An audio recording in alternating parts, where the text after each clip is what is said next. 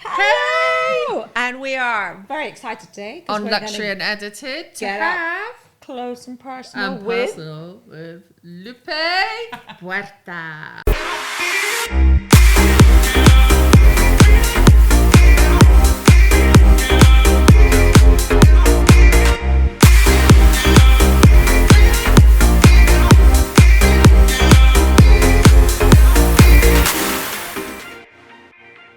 And Misha, hello! Welcome to the London edition again. You know of that Luxury Unedited. Hello, darling. How are And you? Been? I'm good. Yeah? Guess who we've got today? You know that I know who we've got today. Got another one of our favourite this lady. people. She's also a very good friend of many good friends of ours. Yeah, And she is. welcome to the show. Welcome to the show, Lupe. Hi. How are you? How are you? I'm great. Thank you for having me, and so great to see you in person. In person. I know, In person. well, not finally. We see each other, but I mean, we've been talking Exactly, about exactly. this episode for a while. You are the former global director of VIP client relations. Directors. Yes. We've got a lot of directors. Yes. We have a lot of And now directors. founder and CEO of The FLOORR, your new business, which we'll touch on later. But should we go again? You know me, I love a bit of Background. She loves nostalgia. a bit I of love that, a yes, bit she of loves setting the stage. You started your career at Vivienne Westwood. I did. Oh, wow. What a great Yes, place what a to great start place. on the shop floor. Yes. Yeah. Well, actually, I started in a second-hand designer store. Oh, yes. So I was way ahead of the time with the They call that vintage circular now, economy. yeah, genre. circular, Vintage. yeah, Vintage. Vintage. So basically, actually, the reason why I ended up at Vivienne Westwood is because we used to have a model that used to bring Vivienne Westwood clothes, and the buttons are beautiful. Yeah. So people used to steal them. Are we allowed to know who the model is or no? No, actually, I didn't know. Yes. But Yes. Vivienne All I West- know is I wouldn't be fitting into her clothes. Yes, I know. I know. I can't fit into my old Vivienne Westwood clothes, which is really tragic. It's tragic. But yes, I used to go to the store. It was my first few years in London, and I used to go to the store to ask for replacement buttons. From the Vivienne And Westwood so store. with a very strong Spanish accent, I would be like, "Hi, how are you? I need buttons," and and they were super kind. I mean, they were like, yeah. I mean, they would have a box, and they would show me, and I would choose the ones that I needed. And so one day I got there, and the manager, Nuria, called me to a side, and she said, I was like, I'm in trouble. And she called me to a side, and she said, look, we need someone in the shop floor, and we have all agreed that it should be you, because you're here all the time asking for buttons. I love that. And that's how I started working, And then you thought, I in can their have all store. the buttons I want. Exactly. Now I can have the whole Clothes, thing. the whole outfit. It's not just So yeah, so it was great. That's how I started, and it was an amazing experience. Yes. And then from there, you got whisked away to Harrods, no less. Yes, that was a pivotal time in my career, because Harrods is the most incredible place for customer service. And, Incredible. I always will interview someone that has Harrods on their CV. Yes. Yeah. They really take the customer service very seriously. They train. It's a whole different They're level. people, For me, yeah. it's a whole I mean, if you ask me, I would always shop in Hars. It's just a whole I different mean, level. they're at the forefront, really. I mean, I remember even stories as when we were kids of like you could go in and ask for anything, even if it wasn't in their store, they would go and get it. Yeah, and this is one of the things that I love about Harrods. Like now building my business, which we'll talk about later, we have a global inventory feed, and we will be working hopefully with the likes of, Harrods and Selfridges and any multi-retailer stores and freelance personal shoppers. But it sounds like innovation that you can actually come to our global inventory feed and push anything that you might not have in your customer needs and is somewhere else. Yeah. Whereas Harrods has been doing it forever. Forever. That's true customer service, because at the end of the day, you continue speaking to your customer. And it's all about customer service. So if you don't have it, we used to call everywhere around. So what were you doing at Hars? I was on the shop floor. I was selling on the shop floor in the contemporary rooms, yes. Nice. Yeah. Mm-hmm. So, And then And then Da, da, da. Then I went to Selfridges for a little bit because I have to say because of the food hall, or exactly. No, sorry, but Hars food hall is something. Is the best. The best. No, I actually when I came to London, I did so much interviewing, so much CV. You know, like I would go to stores and I would give my CV. And then after Harrods, I actually always had these people remembering me from the shop floor, and so I got to Selfridges. I was there. I loved it. So basically, the jobs came to you. Yes, exactly. Always. And I always try to move on if I thought that I got to Complacent in one level, exactly, to that point where I wasn't growing. And then I was at Selfridges for a very small stint. I really loved it. But someone called me and was like, I'm working at this place, called netaporte.com. And I was like, what is that? So it was really early on, and it was the person, Helen, who launched the first ever personal shopping team online. At Net-a-Porter, and she brought me on board to support her. So okay, fantastic. That's what we did. And then what did you? Because I think you really sort of innovated the growth of that, didn't you? Yeah. Yes, we literally. So we had come from the shop floor offline, and for us it was about really making it as close as possible to an experience that you would have very differently to the shop floor, but that it felt really seamless anyway. I remember sitting at tables, talking about personal shopping and shopping online, and women would be like, that's impossible, it's not going to happen because you're not seeing the customer. But for me, actually, the advantage of, at the time, we would speak to customers on email, and it was a true advantage to never stop the conversation. Whereas before, you had to wait for the customer to walk through the door. Sure. For me, it was like, okay, well, I can always go back to the last email and continue the conversation. And so, which is very important, actually. It's keeping that conversation. I mean, to this day, I don't use many. I've stopped using a lot of personal shoppers. But my personal shopper at Net-a-Porter is still my favourite. Yeah. And the ladies, and the lady. But then you basically travelled the world. Yes, having fun, like meeting all these fabulous people. Yeah, because we were the first global business in luxury fashion. Actually, the first global business in fashion. And we needed to come and see our customers. We had great relationships with customers all around the world.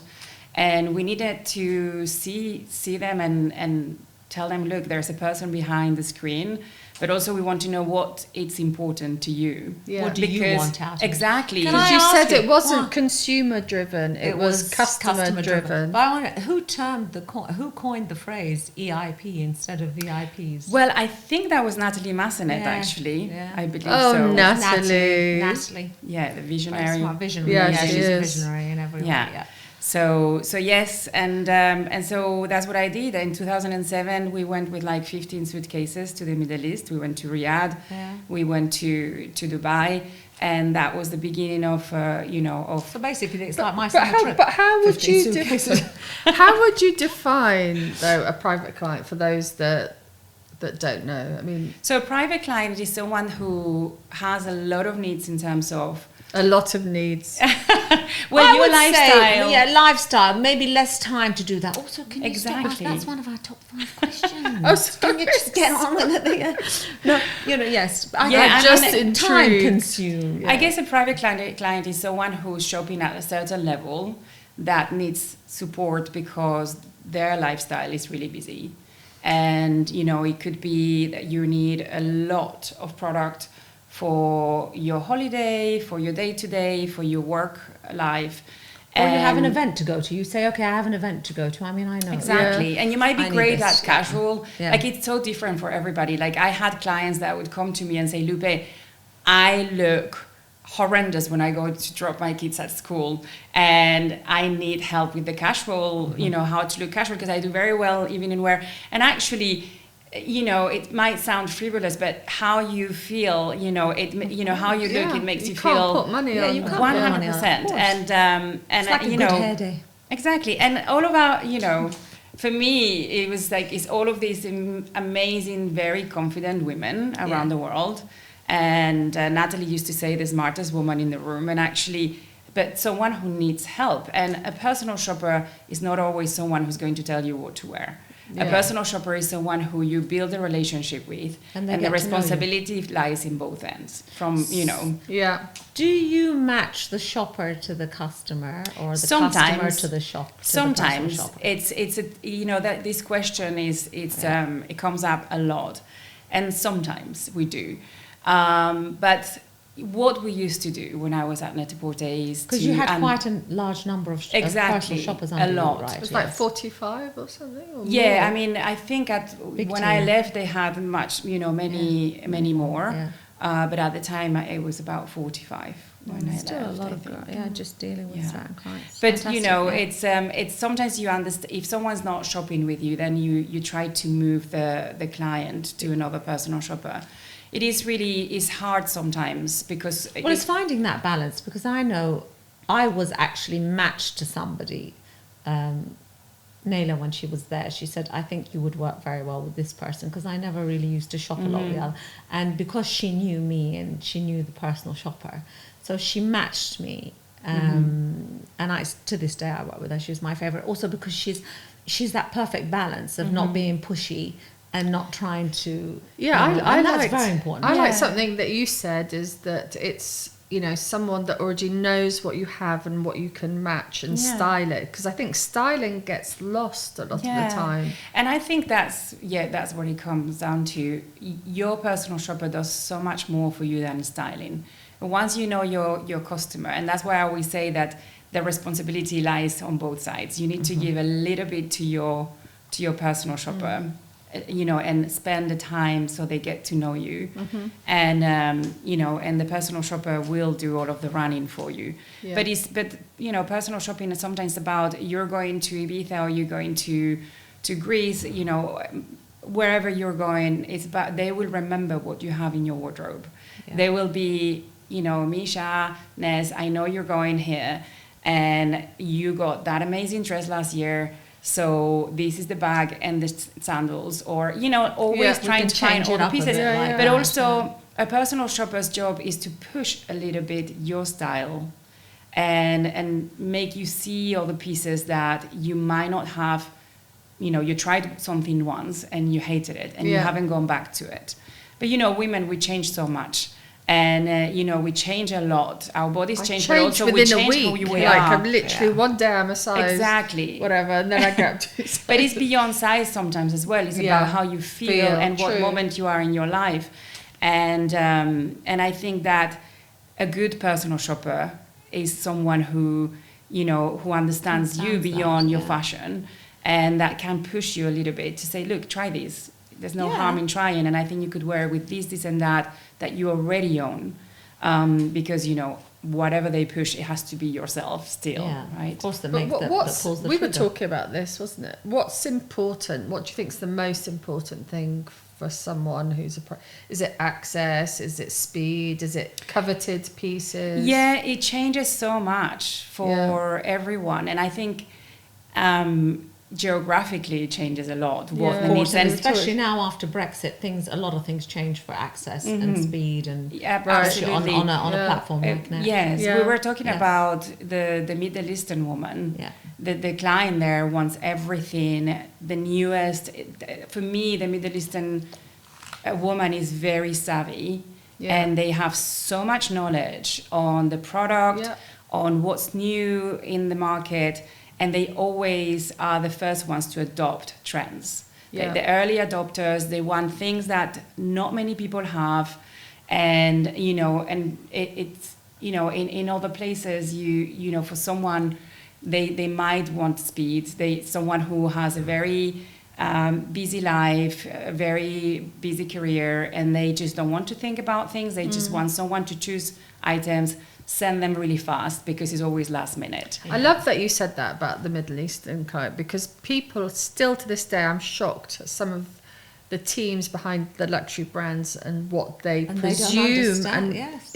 and they don't realise how we educated. Are savvy and we are educated, and they know especially more when than it a comes lot to, of we people. know a lot. Yes, more absolutely. than a lot of the people And in the also, brands. they're also always on top of the collaborations that are happening, you know, and the exclusivities. They know what's coming. They know what they want, and also they know what they want. Yes, we do know, absolutely. in the region, we know exactly what we want. And what territory do you think? Is there a history of like where they like in the US? Is it they've always been aware where did of private it become? clients? Yeah, where did the real private client start? Was it I don't know, in the US first? Well, I think, look, I mean, the US is always ahead in this, you know, in customer service. Yeah. And personal shopping and styling it's something that they really understand.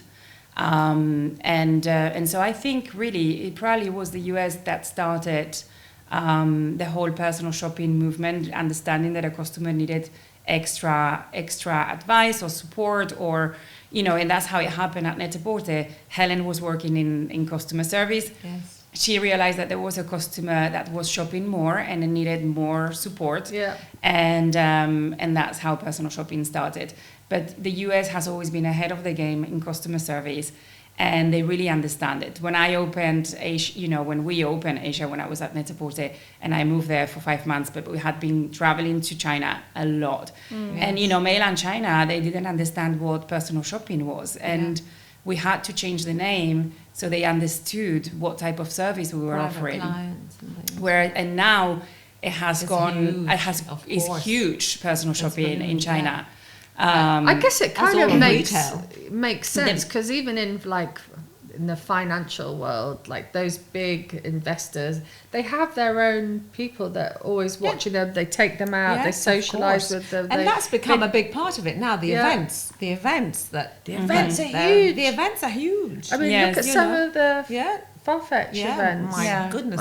We've got a friend who's just started there and looks incredible. I was just actually looking at their event in the Hamptons. It's just so beautiful. And I think so well done, so tasteful. So tasteful. I think want it to be in it's the South of important. France. It's a great excuse to see your customer. It's a great excuse to understand a geographical, you know, market.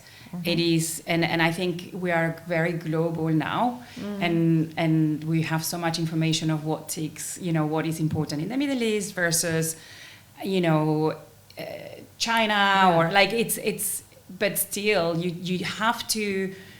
You know, you have to understand your customer and how they change and what is important to them now. And it brings it back to that point that you made earlier about the spend being on the customer. It's not about consumerism in your industry. Yeah, I mean, the thing is, for me, it's the customer. For me, is the real influencer. Because they're the ones that are moving. And I've always said this: the customer is way ahead of the industry. Yes, we all get influenced by our creatives. It's, you know, it's obvious. But in terms of what we need, what makes you shop here instead of here. And now we are, you know, we live in a world where there's a lot of exposure. You probably can get anything you want anywhere. If your usual place doesn't have it, you'll find it somewhere else. There's a lot of everything of the same everywhere. So it's important to have the customer always at front of mind, because you need to understand what's important to them.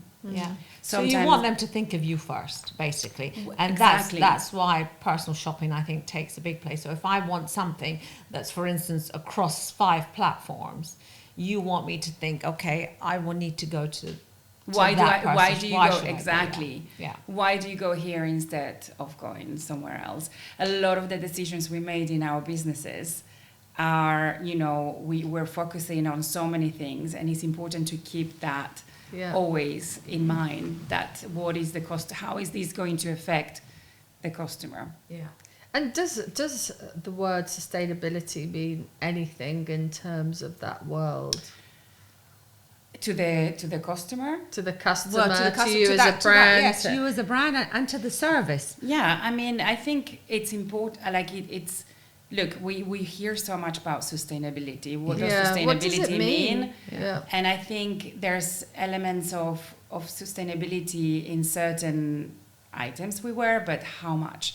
I think we will live in a world in the future where you will have it will be very transparent what it means sustainability. We hope so. This brand, this jacket, and for some customers, they really, is not a big thing, and we have to be really, very clear about that.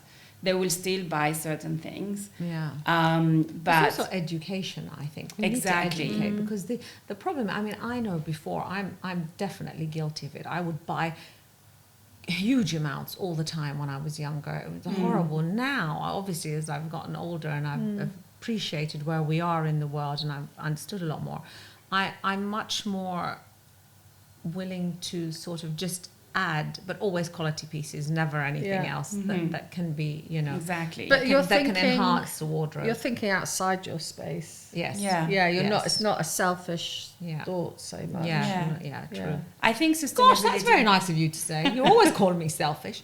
No, go on. I love that. Yeah.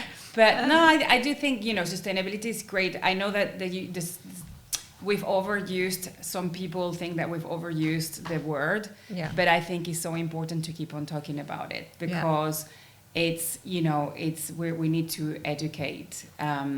We're always learning, and I think we're going towards that space where you will have a lot of information on an individual item. Yeah. And as a consumer, you should do. Yeah.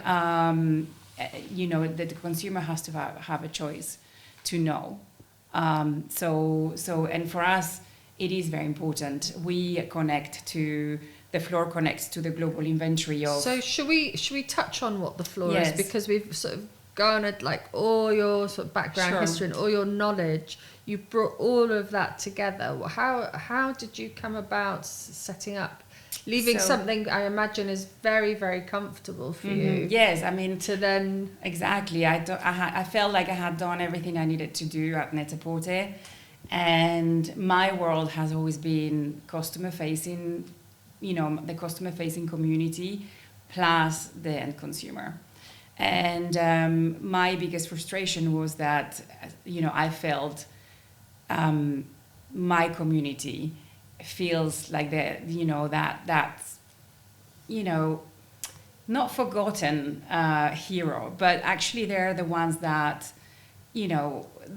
speak to the customer. They're the ones that really translate the product to the customer and their wardrobes, and they go to their weddings and they meet their kids and they're and they have so much knowledge. They're like the people on the shop floor, though. They know everything that goes on. Yeah. And they're very important to the customer because, when I was working on the shop floor at Hars, I remember some customers would come to the store and would ask for me, and if I wasn't there, they wouldn't shop. I do that. They're like, or they would call ahead and say, what days are you working? Yeah. So for me, it was about creating something where they could really grow and giving them tools that would make their lives easier.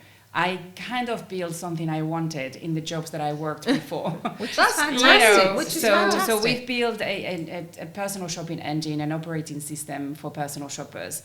There's a lot of personal shoppers out there working on their own, stylists. Yeah. What do you think about this new, like every time everyone seems to be a personal shopper for somebody. You open Instagram and there's a huge, the two girls that used to work at Net-a-Porter, I won't name the platform, but now this is all they do. This need for this personal shopping everywhere. I mean, it seems that everyone has a personal shopper. Yeah, it is now. We've gone from like the unsung heroes of the industry to being really popular. Because I think everybody is waking up and understanding that, when there was only one or two players in the world, the consumer was very loyal. Yeah. Now, as we have, we've just touched on it. Everyone has so much product. There are so many businesses out there, and the customer are using personal shoppers as brokers. Yeah, I imagine it's quite a hard graft to be a personal shopper. Yeah, but I think now it's who gets the product first, Yeah, especially and certain items. It's the hustling. You know, do you have the jeans that I want that are from, you know, the it jeans? Do I have that you know, that bag that's... Look, we built a very different business when we launched. Like, you know, it was a B2C business. It was an aggregator, and we were sharing, you know, economy with, you know, with personal shoppers, stylists who were bringing content onto the site. But, you know, we were building throughout the pandemic, and the world changed. And we saw a huge trend of, you know, as you're saying, on Instagram, on social media, people acquiring customers through, you know, sourcing or really amazing styling. And I also saw some of my, you know, community losing their jobs because it was a really hard time. And they were walking away with amazing relationships and great books of customers. But they had no operating system to actually keep on working. And so we were already building tools for our future personal shopping team. And we were like, hang on a minute, we need to put these tools out there for our community. Yeah, you're making it quite democratic, right? Exactly. You're giving a platform an ability, which actually works well for all the online platforms, because they will source from wherever. Yeah, but if I understand correctly, the FLOORR, you're not going to put a premium on the product, are you? No, we're not. No. Exactly, which is other stylists and that they put. You'll be surprised, Nez, on my page, how many DMs I get a day from personal shoppers saying, I can get you these, I can get you these, I can get you these, I can get, you know, just at a premium. Unsolicited. But so obviously, because I've been shopping, I can get myself my own stuff, right? So I have my Hermes contacts, my Chanel contacts, whatever, I can get one. But the amount of shoppers out there that constantly solicit you, but they all put a premium on. So I just want to make sure the FLOORR does not work like that. No, we don't work like that because we're not doing sourcing. We will help to source, but the only thing we do, we have built software. We're connected to over 8 million products, and we, you know, this will keep on growing. So basically, it's access, and it's access to availability. Yeah, but that's what I mean. It makes it democratic for everyone, and it's to the benefit of everyone. The online retailers, the physical retailers, the individuals, these girls that have maybe lost their jobs, but they have this network of people that can just go for it. Yeah, and look, I mean, the girls and boys. Sorry, because I know like some of the best personal shoppers that we've come across have been men. Yes, absolutely. And I mean, look, it's what we're doing is we are going to the Net-a-Porters of the world. Farfetch, we're connected to the most incredible multi-retailers. We'll start with brands very soon, but there's so much to do. But the only thing we're doing is we are agreeing to commission that we then will go to personal shoppers. We'll share with the personal shoppers or anyone who. So we're doing this pre-agreed commission. They have access to everything. They can style, they can chat, they can build. Oh, amazing. They can it's a do real a lot social of things. network. Yes, they can manage, they can see their earnings. And the whole idea is to create a space for them to really operate their business and grow their business. Okay, I love that. Yeah, how excited are you by it? I'm very excited. Which is, being a founder is like 90%. Like, you know, it's like this. Your like head is going to explode, but yes. But you know, then the rest is, you know, it's very, very exciting. When you stop and think about the product, you have to always come back to the why, because you get lost in in so much. In economics, you can also get lost in economics and where you're going. 100%. That's startup life. Yeah. But I'm really excited. I'm really excited to be building something for my community because look, I mean, I am a personal shopper building for personal shoppers. Yeah. Basically, stylists and people exactly out there that are serving. Because it's so exciting for you because you come from that. Do you think it's time? I think it's time. It is time. I think it's so exciting. Top five luxury unedited. Okay, listen. I have a very funny question. What is the most difficult client weirdest request that you have ever asked for? Okay. Wait, what's the most difficult client? Client request. Who's the most difficult No, client? not who's the most. What's the craziest client request you've ever been asked for? I want to know that. Well, look, we never really disclosed. Oh. We have had. Oh, we don't want to know their name. We just want to know what very they asked crazy. for. Someone very famous Actress. a singer requested something, and last minute to go on stage to sing. And everyone was like really. It was like excited. literally we did everything, moved everything to actually get it to her 5 minutes before going on stage in a moped that someone, like literally, the whole idea of this level of service and shopping is that you try never ever to say no to your customer. Which country was this in? This was in England. Okay, let's guess. Oh, Rita Ora.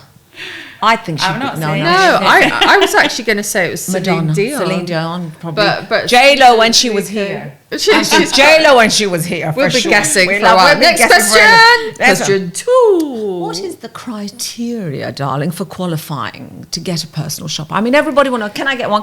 You see it on Instagram, but if you're, say, for instance, on Net-a-Porter, on FLOORR, is there a minimum spend? Do you get invited to be? Well, it changes and it varies.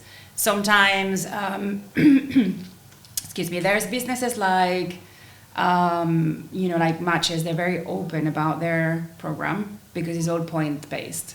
Oh. So I believe so. It's very point-based. A lot of, there's a lot of businesses that they make it very clear how much you have to spend to earn X, Y, Z and have access. But all businesses have a top tier of personal shopping that is reserved to very, very special customers.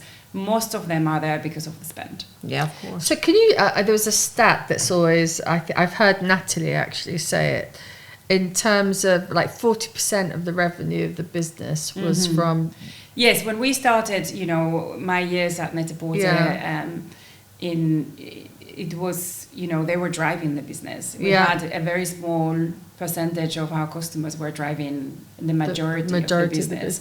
And that was about 2%. 2%, 2% of the customer population was bringing 40% of the revenue. Yeah, amazing. So, I've put together these questions because these are questions I sort of really want to ask. So, for instance, when Yeezy came out, for instance, and everybody wanted, okay? So you're at Net-a-Porter, you've got a private client, you've got a personal shopper, I've got a personal shopper. There's only one pair left in that size. Who does that go to? Does your personal shopper slug it out? The one that you took or the one? This is the difference between a unicorn. Exactly. So this is what how does it... I think at the end of the day, personal shoppers are salespeople are so smart. Yeah. Like I have worked with the best in the business, and it's all about, service. So ahead of your, the greatest thing as an end consumer, you still don't know you want them. Yeah. But your personal shopper has already put them on hold for you. That's mine. And that's the difference between someone who is a very great personal shopper and someone who's a unicorn. That's how I call them. Have you ever got into fisticuffs with anyone? Oh, I mean, no, not really. Oh, that's a shame. I'd love to hear. I want that story. Not really, but there are times where you're like, you really want something for your customer, and you will be like, listen, you've had that on hold for like, So there are times where yes, it's everyone. You want your customer to walk away happy with the pieces that they want to, and if somebody else has them, then it's you need to find. And I'll tell you. My amazing girl, V at Net-a-Porter.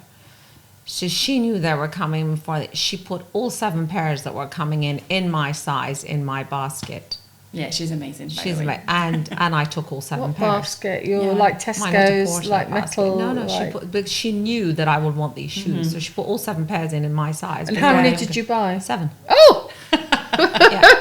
So otherwise you wouldn't get them. She knew Listen, before you've you been knew. shoe shopping with me before. So Yeah, she's I have. been amazing like that. Oh, so I thought it meant me. No.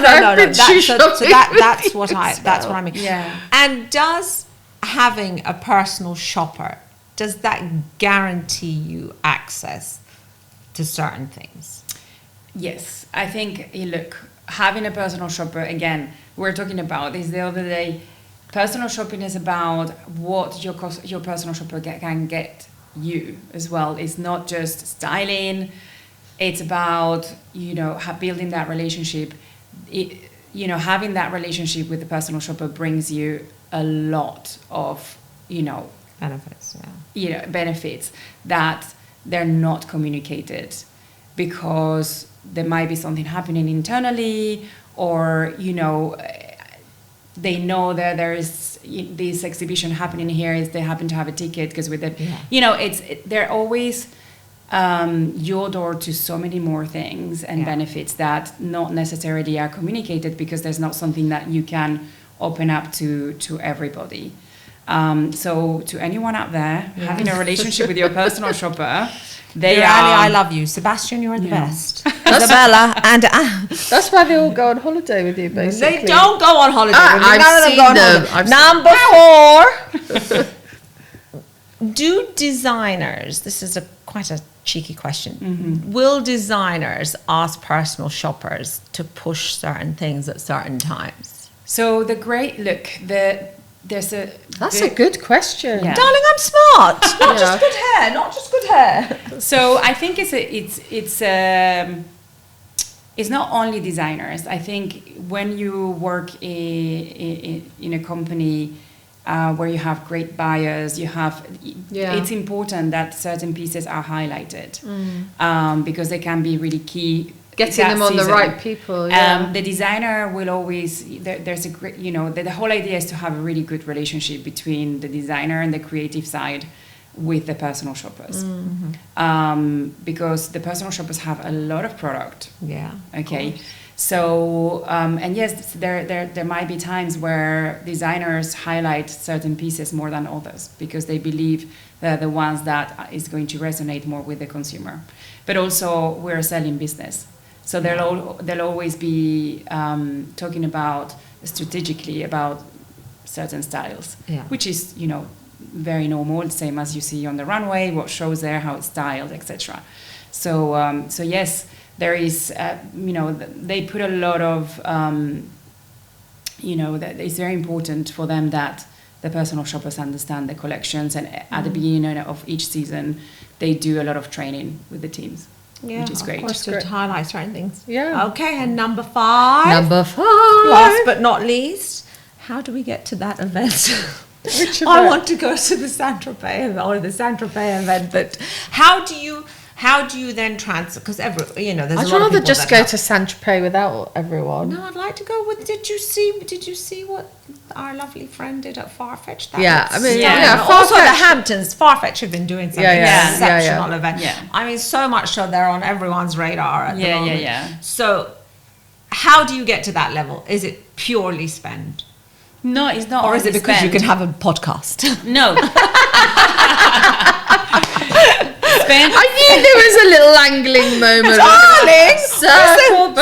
Circle back to Spend is important, but also it depends where you're hosting your event. We've